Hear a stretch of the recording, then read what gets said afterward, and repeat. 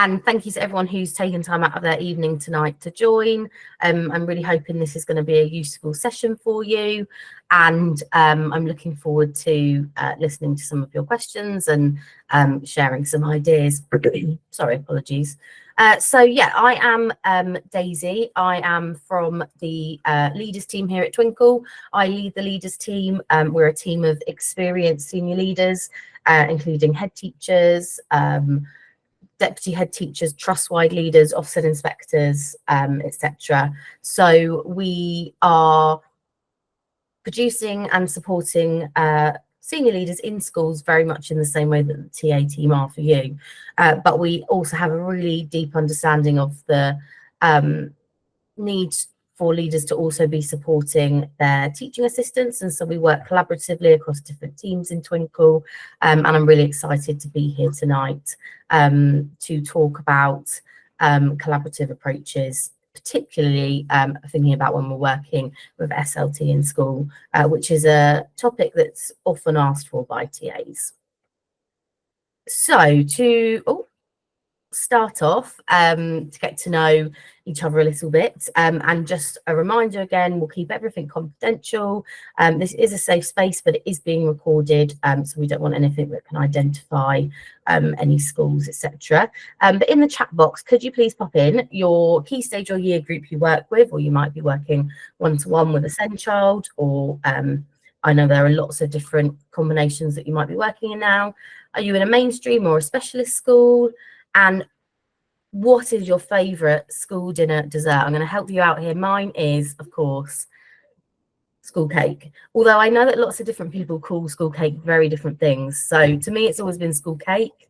That's what I call it. But the one I'm interested in is like the thick chocolate kind of biscuity cake thing. Lots of people call that different things. For me, it was always chocolate concrete, but might not be right. Fantastic. So we have a really wide range in tonight. I can see we've got quite a lot of people from specialist settings, particularly SEMH, but a real range of Key Stage 1, Key Stage 2. We've got some Key Stage 3 and Key Stage 4 in. And of course, we have a range of people working one-to-one. It's always really interesting for me to see the different sort of combinations of where people are working at the moment. I know I was always, I've led and line managed and supported support staff in school for a long time, and I've always tried to work around different approaches to making those combinations work whilst playing on people's strengths.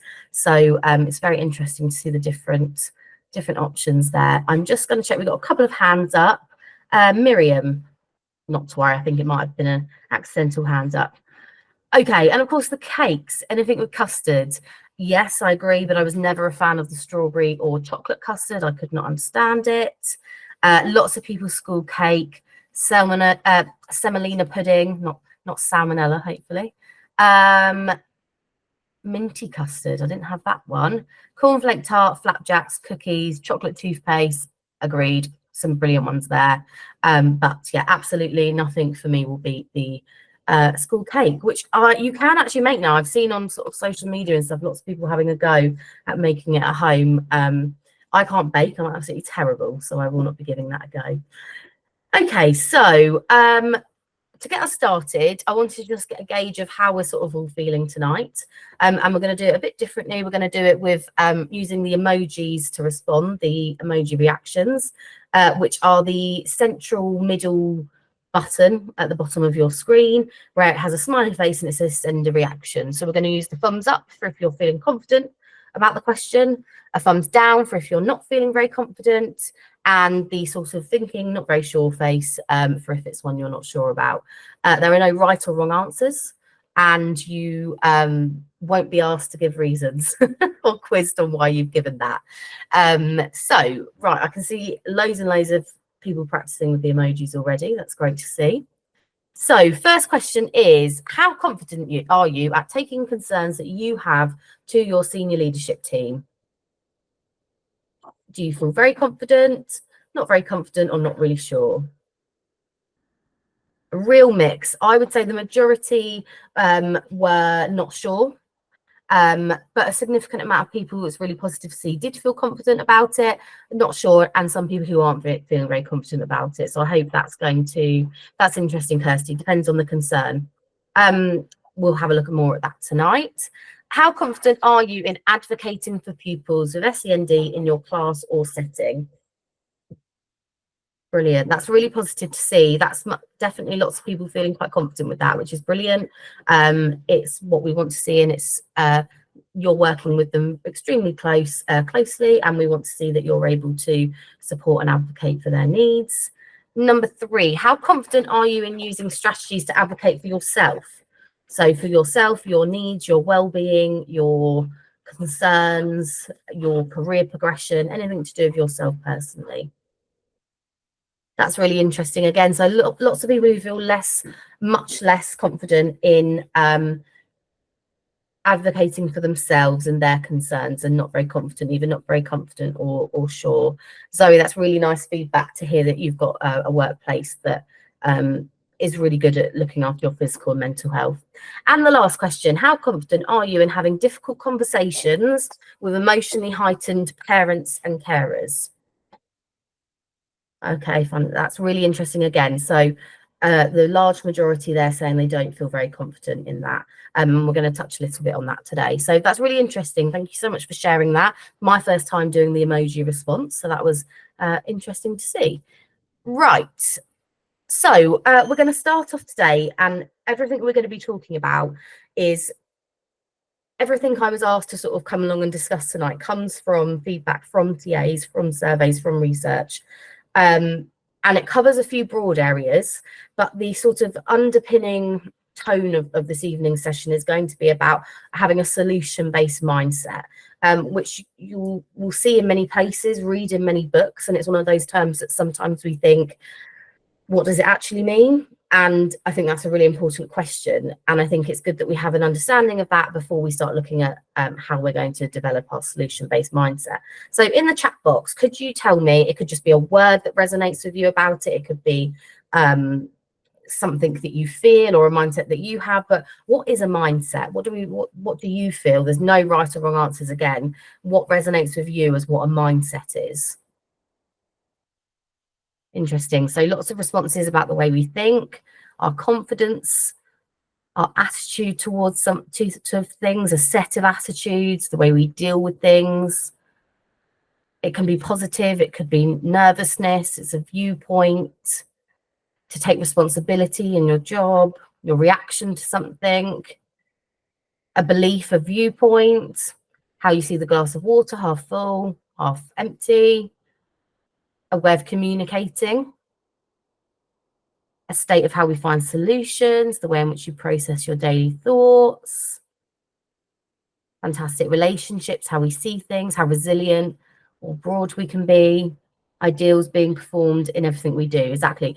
All, like I said at the beginning, there's no wrong answers, all really interesting responses. And what a mindset is, again, nobody can tell you what a mindset is. It's what it feels like within your mind and how you're going to adopt that. So although I say no one can tell you what a mindset is, broadly speaking, if I was to define a mindset, it'd be that you must possess a strong belief in your ability to overcome obstacles to succeed, and the belief that you have the necessary tools at your disposal for the task. So if my mindset feels that I have that, I probably am, I am more likely to achieve what I'm setting myself up to do. But it is underpinned by all of those things that you've been talking about in the chat, like your beliefs, like your ideals, like your relationships, how you see things, your attitudes, you know, the different things that you adopt that make you unique and individual. Oh, I've skipped ahead. So I'd just like you to have a think. Feel free again to put it in the chat here. But as we stand today in March 2024, there are many things that are challenging our solution-focused mindset. Very real things happening in our personal lives, in the world, within schools, within education. Feel free to, let's see if you can jot down some ideas of what sort of things are happening at the moment that are making it difficult for us to be solution-focused. Fantastic. So straight away, we've got things like funding, staffing issues, time, term time TAs expectations, staffing, resources, staff absences, staff levels, money, working sort of on that minimum budget, pay, levels of pay, not feeling valued, high levels of SEND and the issue with support and places in specialist schools for children with SEND, lack of space, staffing, communication, EHCPs, lack of support for SEN in mainstream staffing, quite clear to see, which is reassuring. We all are struggling with the same challenges, but they are very, very real challenges that we can't get away from. And so some of them that I came up with, although you've done a much better job than me, is the cost of living crisis, which is also, and also the effect of school budgets. I think the two of them in conjunction make it very difficult because we're constantly focused on budgets and money and cutbacks in school, and then also within our personal lives. Behaviour in schools, behaviour of children, particularly post-COVID, positive, negative behaviour, behaviours linked to child protection issues, etc. Staffing is a massive one. Recruitment, retention, mental health and well-being, that could cover so many different things. Political uncertainty, I think that's a really important one to remember at the moment, is that we are in this state of political uncertainty, and although lots of us are really keen for there to be changes, that also makes us weary because we're constantly having to meet these goals and expectations, and the idea of them changing again or changing drastically with a new curriculum, etc., is going to present a lot of work. And many other things about the educational climate. That's an interesting one there. Lack of support from the pupils' home settings and parents at home and the skills that they have. And I think what really comes through there as well is that feeling valued as a TA. So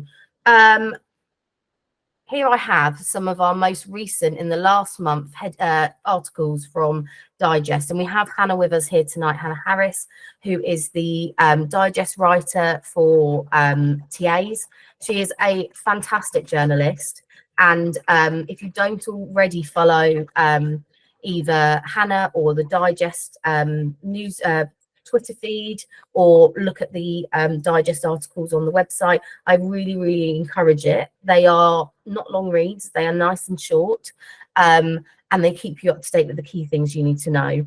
But if you have a look at this screen here, we are inundated. This is just looking at education and the state of education. We are inundated with negative news, and we have to share it. So it's, we can't do anything about that negative news, but stresses and constraints, and many of you who have been in the role a really long time have that comparison of we used to have to not worry about the quality of pencils we had impacting the children's handwriting. We used to not have to worry about, will we get another TA to replace that person?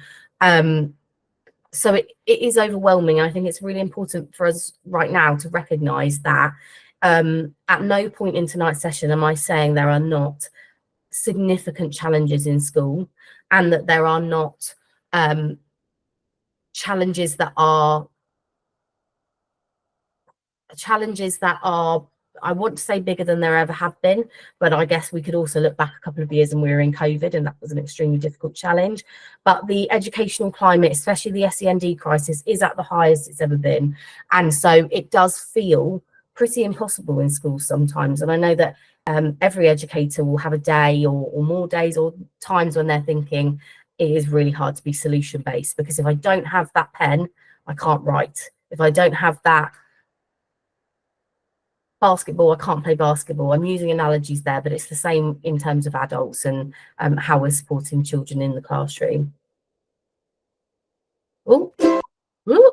So I'm recognizing there that we have lots and lots of issues in education at the moment, and it feels like we've been talking about these for a really long time and that they're not going away. And I could go into talking about politics all night, but I will stop myself from doing that because we all recognize those issues. We're all getting involved in our own ways in efforts to change that. But tonight we're going to be looking at what we can do despite these issues taking place. And some of that is within our mindset. but some of that is in practical strategies, actual tangible strategies that we can use to support our children, but mainly to support us in our working. And I'm bringing this from a point of view as an experienced member of SLT and how I have supported support staff TAs in my school before. It's exactly the same as how I support my teachers to feel they can raise concerns, but how they can also contribute and be part of the solution. So I have a lovely video now to show you. I thought about, when I was planning tonight, having a bit of time to think about why we all became educators in the first place. And then I thought, is that really cheesy? Is that what everyone does in a session? But I find it really useful to remind myself why I got into this role, because it's very easy to get bogged down in everything else. And not many of us will be pushed to say anything but to support children, to make a difference. But I want to play this small video here from a child who reminds us how we can be part of the solution.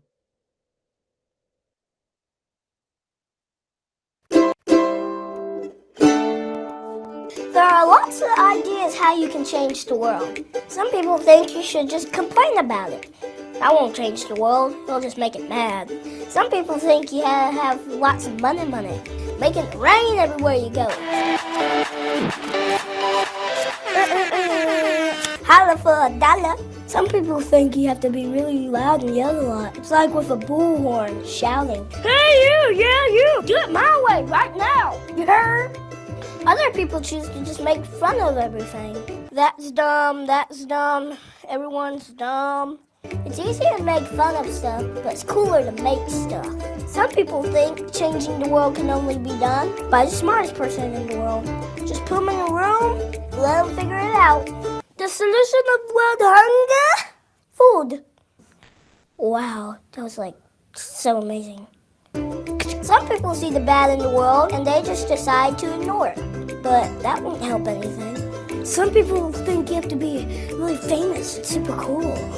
In fact, lots of people think you have to be really powerful to make a difference, like being mayor or senator or president. But the truth is, a title doesn't make you more important. The world is changed by you.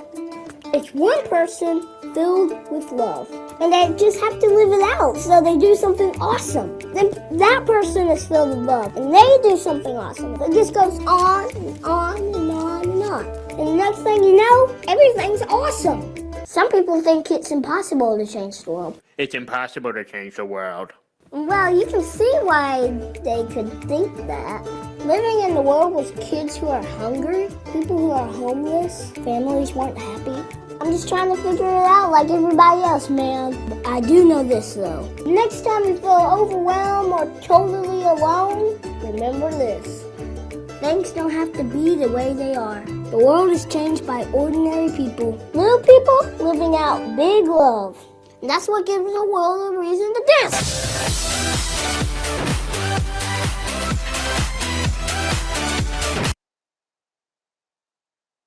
Unmute myself.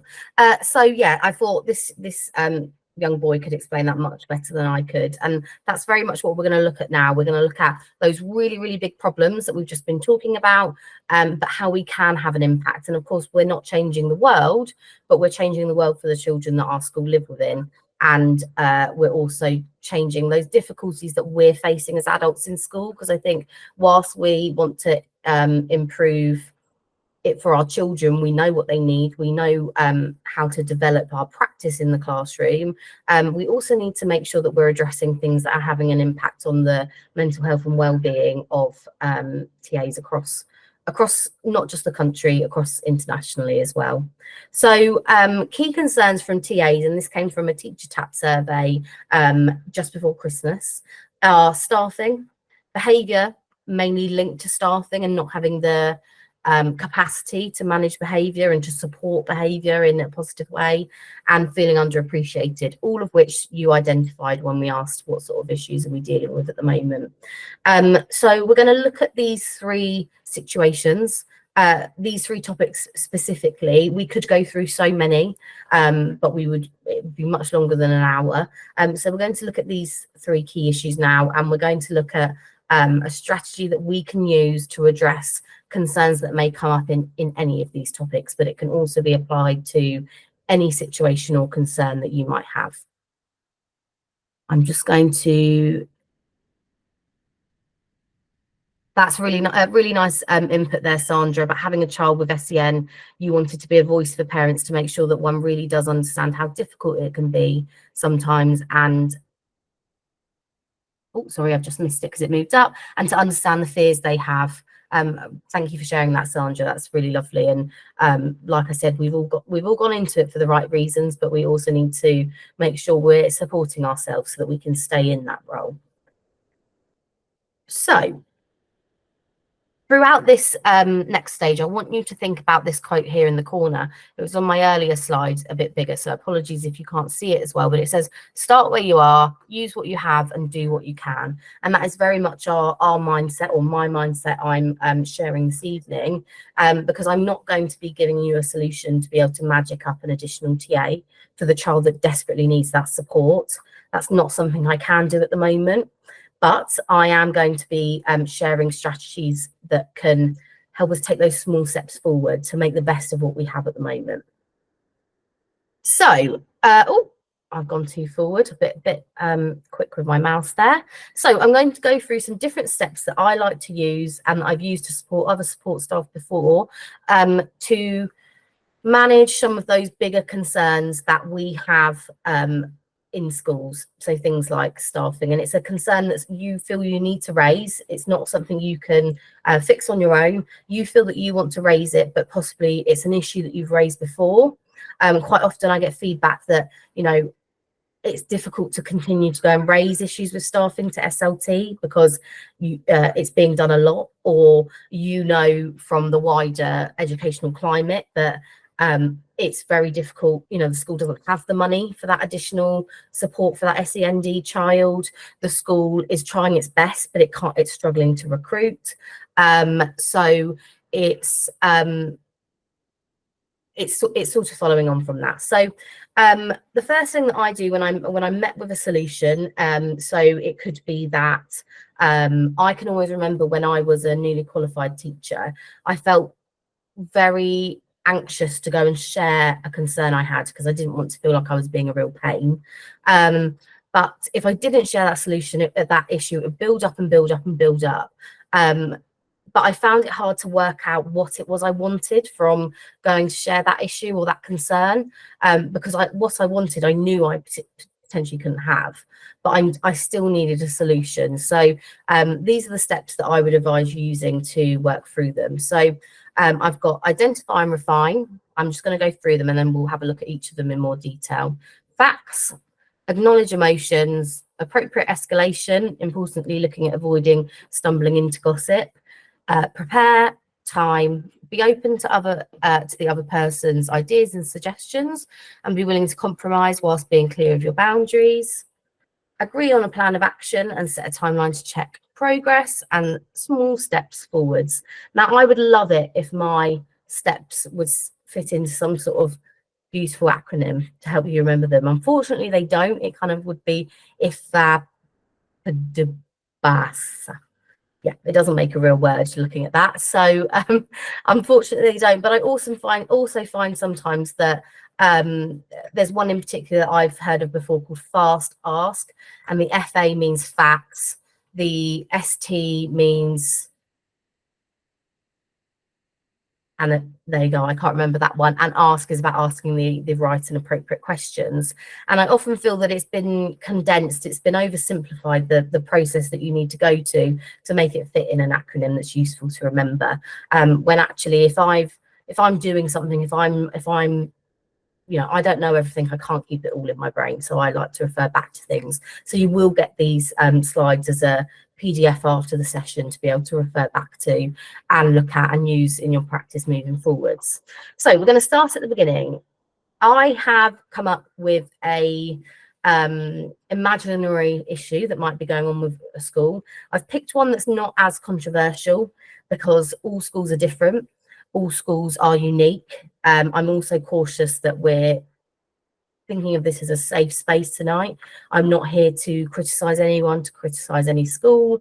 And so this is a way of supporting you, but you can have a think in the same way about how you could still apply this to some slightly more difficult issues that you might have. So identify and refine. So when we're looking at the issue that we might have, quite often it can come from workload. And I think that's one that's really common for all of us, because naturally we want to go above and beyond and we want to do what's right by the children. But too often it's pushing us to breaking point. And it can cause us to burn out and be off sick, but it can also cause people, push people out of the career. And quite often it's really small things building up, and there'll be one thing that's the trigger. So here I'm being asked to cover break duty on Tuesdays and Wednesdays when Linda, another TA in the school, only has to do Monday. And this is something that's really getting to me at the minute. It's really making me feel that it's unfair. But actually, if I refine that and look at what my key issue is there, what I'm really looking at is my workload isn't balanced. Because if it wasn't the break duty that I was covering, it might be that I'm having to do all the displays in my classroom when another TA down the hall gets to leave on time every night because they've got less display boards in their classroom. It will be the smallest things that bring attention to, or kind of that final stick. That's not the right word.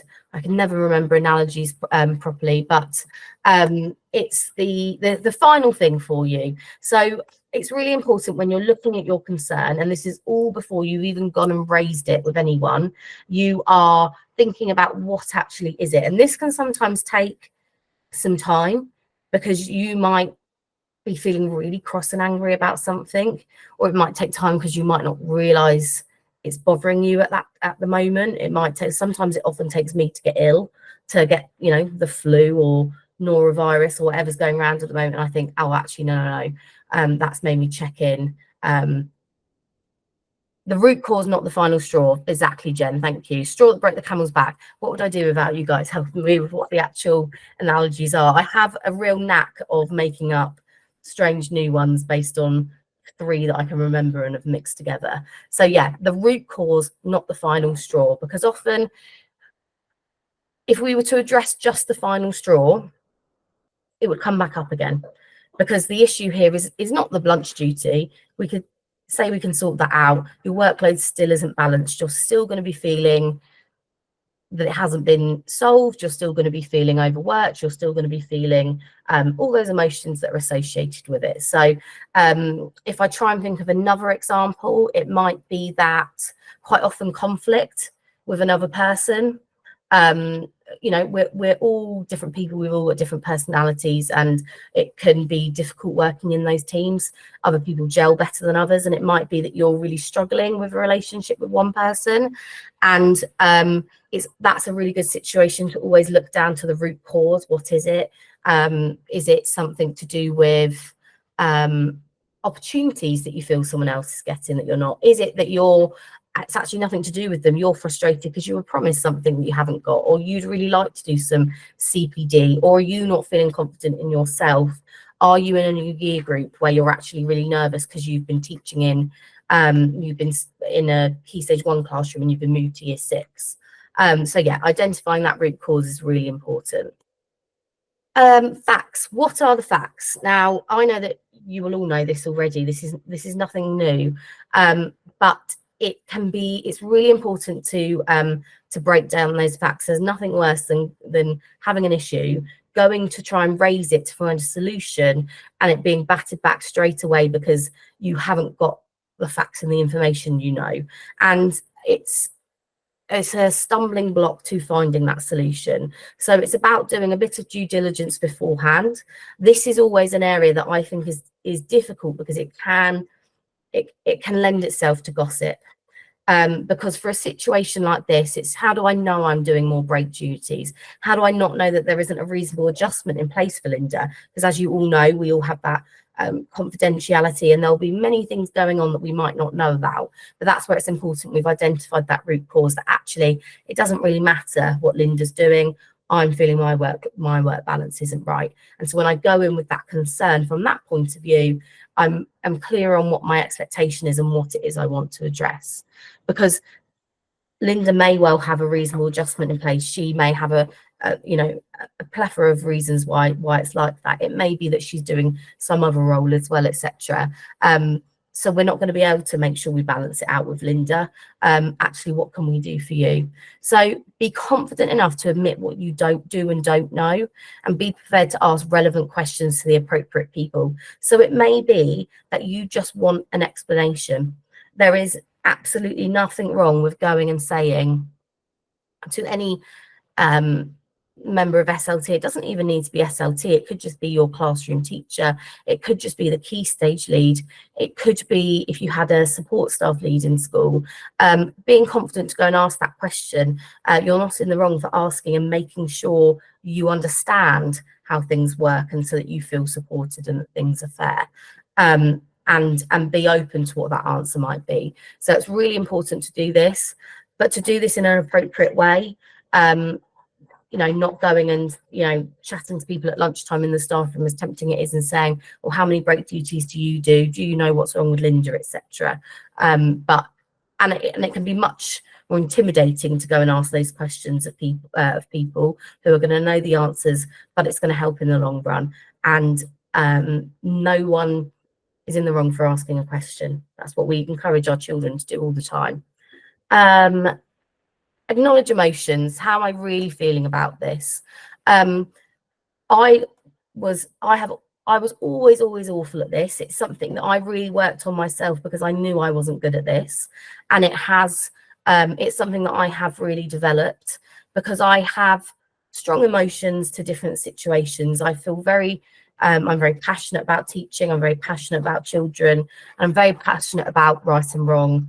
And in my mind, in my world, if a child needs that support, a child needs that support, and why can't they have it? And I generally am. I had a child once tell me something that stayed with me forever and was a really beautiful way of explaining it, but my feelings fall out of my face. And that was because I would cry if I'm happy, I'd cry if I'm sad. If I was shocked, you could see it on my face. And it was just a lovely way they said it, that my feelings fall out of my face. So it may well be that I'm fed up. I've raised concerns all term and I don't feel any action is being taken. I feel underappreciated, and the favourite TAs get to do the better jobs, like interventions at break time. Accept how you feel and that this is a legitimate emotion to feel. So I'm not saying you're all going to feel the same about different things.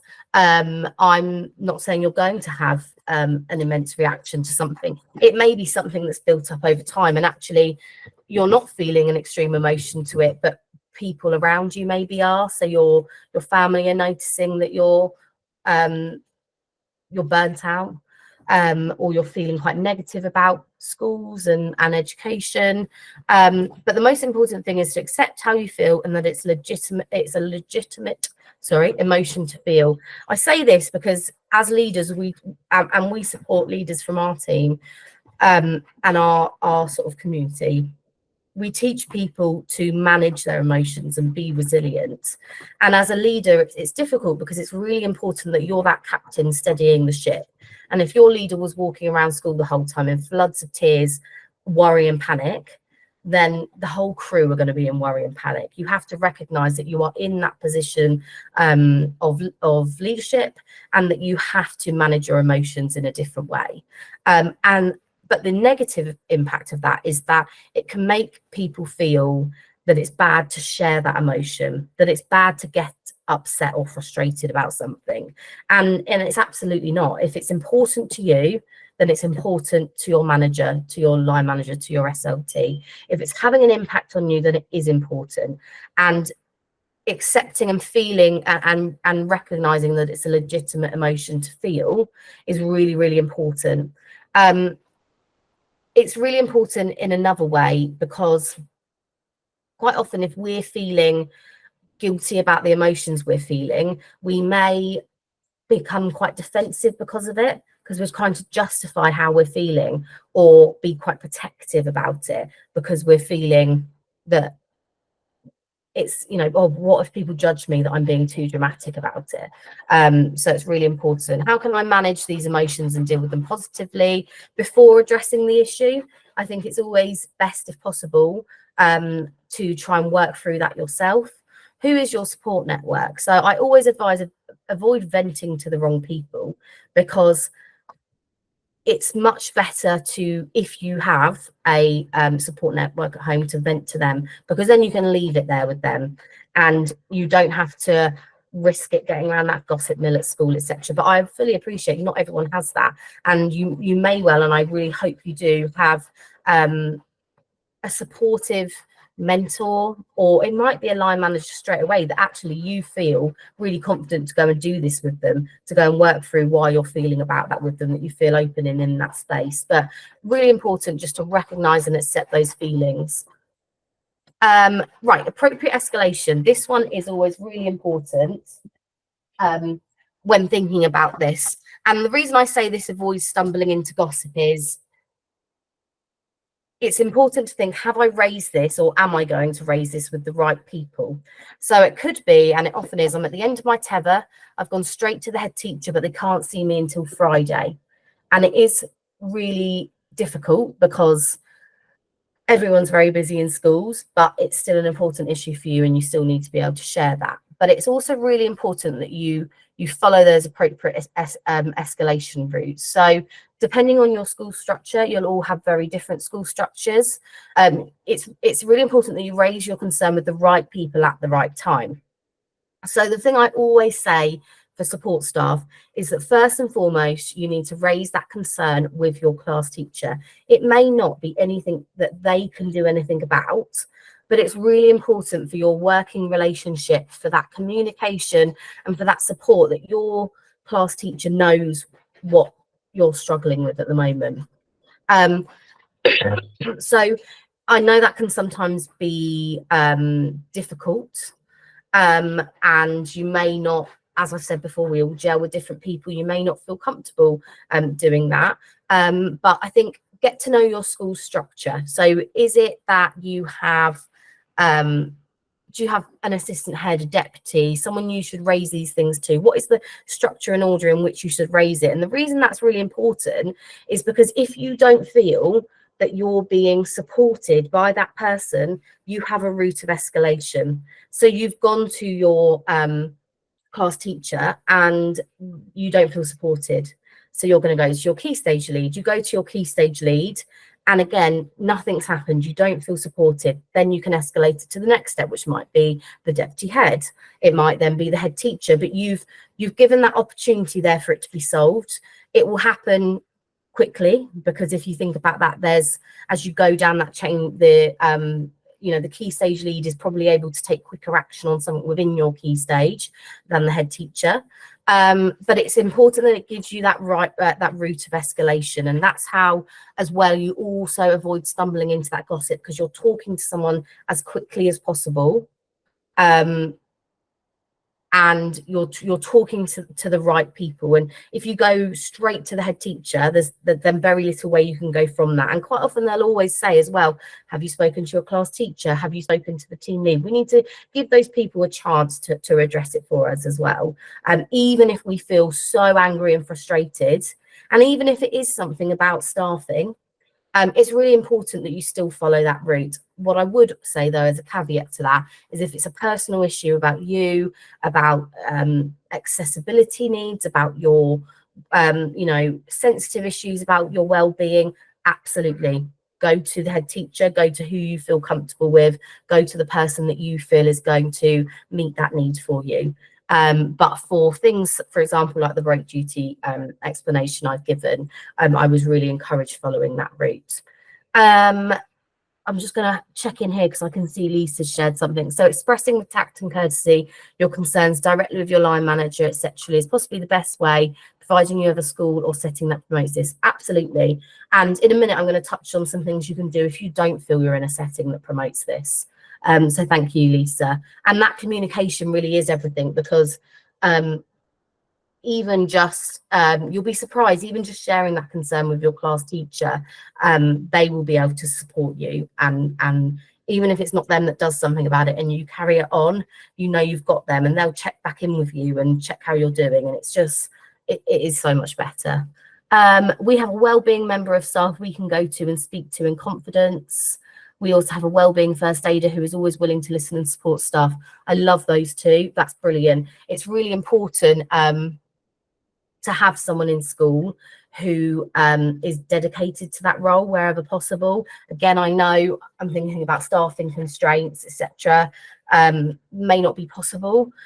So even if it's you're just thinking of who that person is for you, somebody who you feel is very supportive, you feel comfortable talking to is really important. We have a business manager who is amazing for all personal things.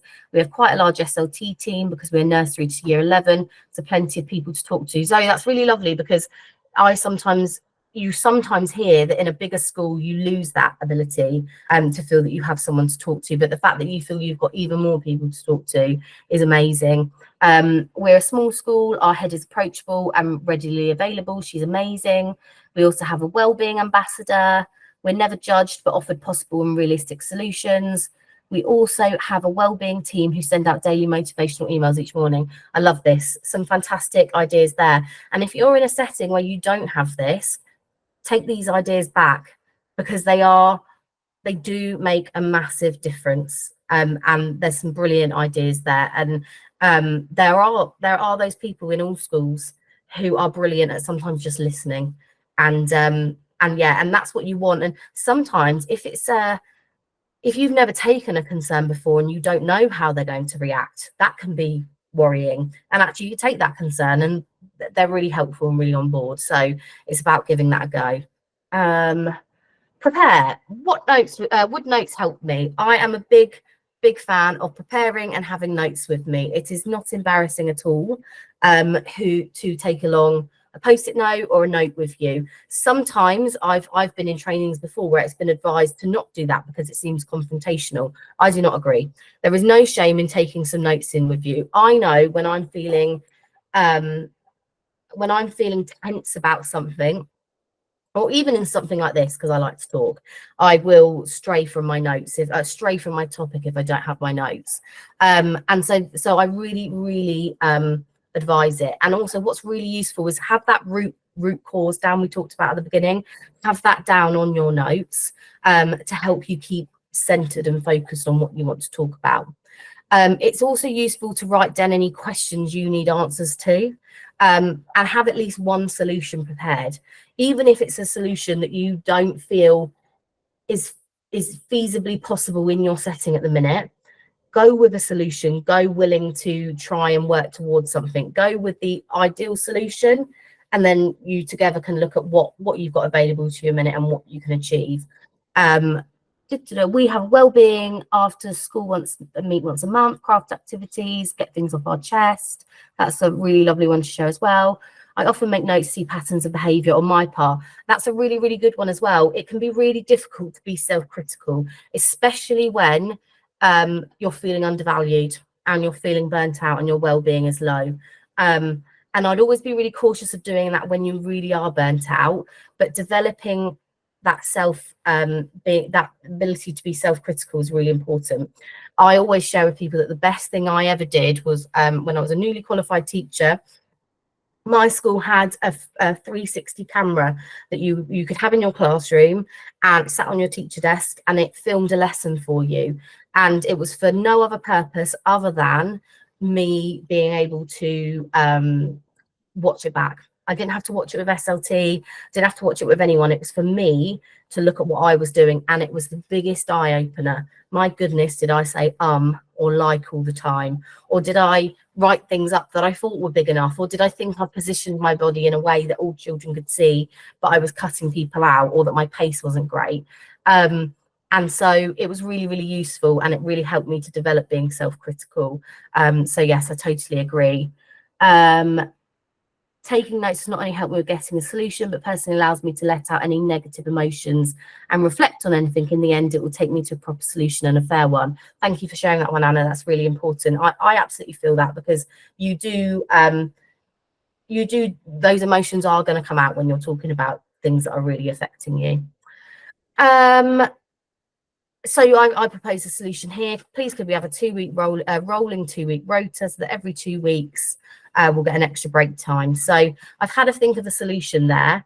I've really thought about why that solution is right. So I've said that because it's very lonely having break on your own after duty with no one to talk to. And that's impacting my well-being and my workload balance, because it's really nice to sit and socialise and just reset for a bit with the staff in the staff room. But because I'm on these other duties, I'm not able to do that. Now, I recognise that I'm an integral part of the school, and that in our school, the role of support staff is to do a duty or to support with duties. So I'm looking at a solution that still covers that role, but also supports me with my well-being and will support other people. So because I've got that root cause there, my issue is not Linda, my issue is not who's doing what, my issue is my well-being, my balance, my wanting to socialise with staff in that. And if I had that brought to me, I'd be thinking, it's been done for me. That thinking that I'm going to need to do to kind of get to the root of the issue and support you, it's done for me, and we're able to positively move on with these solutions. Time. This is a really important one. So as with anything in schools, time is of the essence. So it can feel really frustrating when you go to find a member of SLT or whoever it is you're going to support you with something and they don't have the time. So I keep going to find the key stage lead at the end of the day, but I can never find her. Now, when I first came out of class and was in a leadership role, I found it very interesting how quickly I lost track of the school day in terms of morning, lesson 1, break time, lesson 2, assembly, etc. To me, it became my day was my diary, and the meetings I had and the things I had booked in and what I was doing to support who at what time. And it can be really hard. I know schools that share diaries. I know schools that have I know schools that have whiteboards with the whole week on, so you know where people are. But your issue is important to you, and it is important to SLT. This is just purely a logistics thing, okay? So allow them to find the time to prioritize you. Interruptions and limited interrupts, that should be interruptions, and limited time contribute to less effective solution-focused communication. So you might know that in your school, you could just go and say to them, look, can we put a time in to meet? They might prefer it as an email. They might like a post-it note on their desk. If you don't know, ask them. Say, look, I really just want to know how I can come to you if I need support, what works best for you. And then they can find them with that. I really like that one you shared there. I often go in early to speak to SLT when they're more readily available, and I've offloaded before my day, so this helps me get on with my day. Exactly. And it may be that they don't have time right then and there to have that more in-depth conversation with them, but you've offloaded it, and you might have put a time in to go through this in more detail at a time. But absolutely find out what works best for your school and you in your setting. Be open to the other person's ideas and suggestions, and be willing to compromise whilst being clear of your boundaries.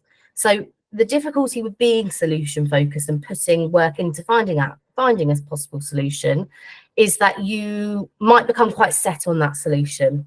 Now, part of the role of SLT is that you have that strategic overview of the whole school. And there are so many tiny nuts and bolts and jigsaw pieces that go into that. And so we will look at that solution you propose, and we might spot that one thing that puts a spanner in the works. And so this usually means that your proposed solution will always alter in some way. Not always, and it's great when it doesn't, but that's what our role as senior leaders is there for. A senior leader should have that strategic overview. If they don't, that's when things don't go well. But it means just be open to the fact that it may change in some ways. So it might be that we've not been able to put a 2-week rolling timetable in, because when we look at all the staff that work different part-time hours, it's just not possible. But instead, you've agreed you're going to run an illustration club on Wednesday as your break duty. So although we're not yet at the place where we've been able to give you more time in the staff room, we're increasing your well-being in another way by looking at something that's your passion and that you're excited to share with children. So I say for now, because we're always looking at what we've got now and what we can do. So that's what you're going to be doing now. But you're not forgetting that your main issue is still that you're needing that socialising element. But we've come up with a solution that we're going to give a go. Agree a plan of action and a timeline to check progress. So I don't know when they're going to get back to me. I don't know what's going to happen next. This is making me anxious. I don't feel the issue has been resolved. Next steps and timelines are essential. Do not be afraid to leave the meeting until you know what's happening next and you have your questions answered. If time is running out, book some follow-up time. Feel confident that you have clarity on what you need to. If you leave the meeting, I often used to do this and I'd think overnight, oh, I didn't get the answer to that question. Go back and ask, okay? Be proactive and assertive with the answers that you want, and be clear on the timeline to check in on that progress. And remember, it's those small steps forward. So recognizing that the solution you've helped to facilitate, and allow yourself to celebrate that before tackling the next problem. As we looked at the beginning, it feels overwhelming, the challenges we're up against in education. I cannot give you a way for there to be suddenly a load of funding or pay rises, etc. So it's about finding a way to look at those small steps we are making, and then moving on to tackle the next problem. Miriam, I really like that idea of often backing it up with an email so we're all clear about what's discussed. You can do that yourself, or you can say to whoever you've had the meeting with, can you please follow that up in a summary email for me? It's not to hold, well, it is to hold people accountable, but it doesn't have to be a defensive thing. It can be a really useful strategy and tool to keep you all focused, because if you're line managing various people, you're going to have various different things you're working on. So that is the end of my solution, my strategies there. I was going to go back and take some different scenarios to go through, but I'm cautious of the time. So I'm going to go through a couple of bits I've got about advocating for SEND, advocating for self, and then make sure I leave some time for a few questions. What I will say is that what I would advise you to do with this is to think of a problem you had in the past that you don't feel you were successfully able to solve, and go back and kind of do a reflection analysis on it and look at how you might do things differently if you use these other steps and strategies, and if you would get a different outcome. I'm not saying you definitely will, but it might help you go back and understand that better. And next time something does come up, or it might be something that actually sitting in this session tonight you thought, no, this is the root cause, this is what's making me unhappy at the minute, this is what's not working, then you can use this to try and work through that and find that positive solution to the issue. So I was asked to give some advice on advocating for pupils with SEND. And I thought about lots of things I could talk about. And I know lots of you access the fantastic inclusion training for TAs. I wanted to focus on making sure, we talked about that bit at the beginning, you have the tools that you need to advocate, because you know your children, you know their needs, you know all about them. The biggest advice I would give is making sure that you have your tools that you need. So do you have all the information you need? Do you have access to the child's EHCP, IEP, pupil passport, one-page profile, whatever you use in your setting? You need to have that information. With safeguarding, there are confidentiality issues. With SEN, there isn't. The more people that know the information they need to know to support that child's needs, the better. So have you got this stuff? And if you haven't, go back and ask for it, because that can help you to advocate for that child's needs. Do you know how you can contribute to the child's reviews? If you're unable to attend reviews, which is becoming more common because of staffing and having to couple things, have that discussion beforehand with the SENCO. How are you going to feed back? Because you are an essential part of that team. If you're a one-on-one TA, or you're working in that classroom with that child every day, you have fantastic knowledge on them, knowledge that is essential, and we need your expertise. And I think it can be difficult potentially if you've been in a setting where you haven't felt that's valued before, but be assertive and find out how you can feed back. You know that child's coming up, say, how can I give my feedback? I appreciate I might not be able to attend, but I really want to share this. How do you know how to support the SEND children you work with? Do you get to see the planning before a lesson? So in my school, we'd always be able to share a copy of planning with the teachers. I know the support staff, all schools do things differently. Do you get a verbal briefing with the teacher beforehand? Are you assertive in asking for support, CPD and advice? Are there clear channels for this? And have confidence in your contribution. Now, this links in nicely to advocating for yourself. So on here, I've put some simple starters on thinking about advocating for yourself, because at the beginning of this, the majority of people said they didn't feel they could advocate for themselves. And I think a lot of that stems from feeling underappreciated at the minute. Pay does not help. But it's something that you can develop in yourself, and it will help you in so many different aspects of your life, and that you can have difficult conversations and they can end positively, and you can be assertive and direct without being unprofessional. So I'm very cautious of time. I'm going to leave those ones on there, and I'm going to you will get a copy of these to have a look through yourself. So these are just some simple things about different ways you can seek opportunities, you can set boundaries. The one thing I'd really look at for asserting for yourself in a school is, do you have a school handbook? Do you have access to all of the policies that you should have access to? Because the policies and school handbook are there to guide you as a member of staff. If it's in a policy, it needs to be happening. If there isn't a policy for something, why isn't there a policy for it? And how can you suggest, you know, a development in that? You know, we don't have a school handbook. It means I don't know where I stand on different things. Can we look at developing one? And some various things there. I would really, really recommend this book here, The Art of Being Brilliant.